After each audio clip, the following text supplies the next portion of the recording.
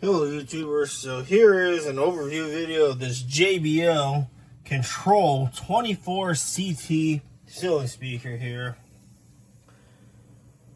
Now I'm sure you guys are probably familiar with this particular speaker because, well, the targets that are getting the big remodels are replacing the 4J horns with these 4J horns, Bogan horns, or whatever system they had before. These are just rapidly popping up at all those target locations, and they sound pretty decent. So, I currently have it connected to this SQ8 amplifier, of course, tapped at 70 volts. This little guy, I believe, goes all the way up to 30 watts, which is way more power than the Bose, which these Bose speakers can only go up to 15. So I'm going to pop this grill off so you can see what the little speaker driver looks like. It's quite weird and interesting. This is a friction fit grill, but you have to use a little flathead screwdriver to pry out the sides to loosen the grill. Has a fabric on there, some kind of felt or something, like felt fabric or whatever you want to call it.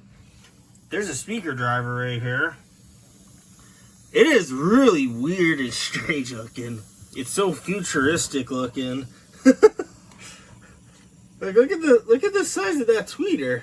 Look at how far it sticks out. I have never seen anything like that before. Very overkill. Got a nice porthole on the side here.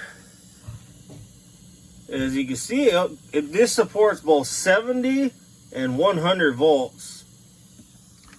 Now the biggest drawback with this particular speaker, this 24 CT speaker, and I'm sure it applies with the wall units too, these do not support 8 ohm mode. And I'm sure some of you guys probably find this out in the wild. Maybe selling a bunch of these, for example, and you're considering on buying this for your home surround sound system. These will not be compatible with that. And the only real way to make it compatible is you have to take the speaker driver out and do some surgery and bypass the transformer that is inside of this can, which I'm not going to take it apart in this video, but you have to find a way to connect the terminal block up here, or the Phoenix connector block, directly to the speaker, deleting the transformer. That is the only real way to get this to work with what I'll say with the Dolby Atmos system.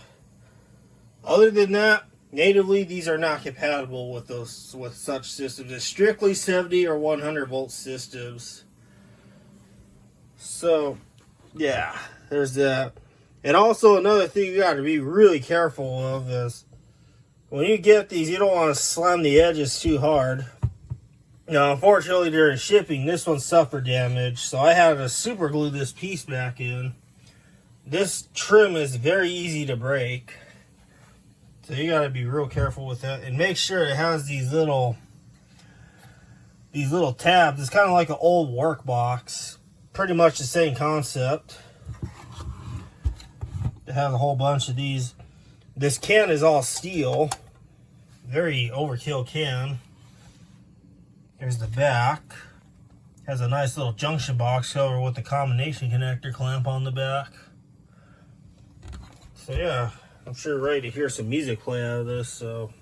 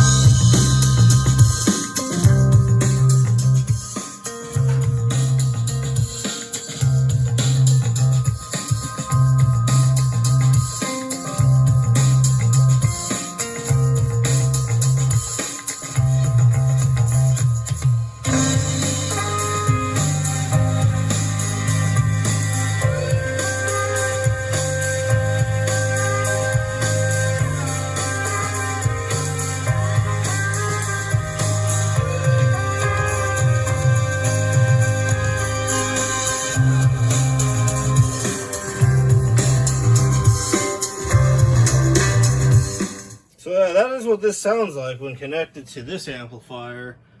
And keep in mind, I don't have the bass turned all the way up. It's a little it's just past the midpoint, a quarter of the ways. Treble is a little before the midway, before the 12 o'clock position, more like between 11 and 12. So yeah, that is what this sounds like, and that is this JBL Control 24 CT speaker overview video.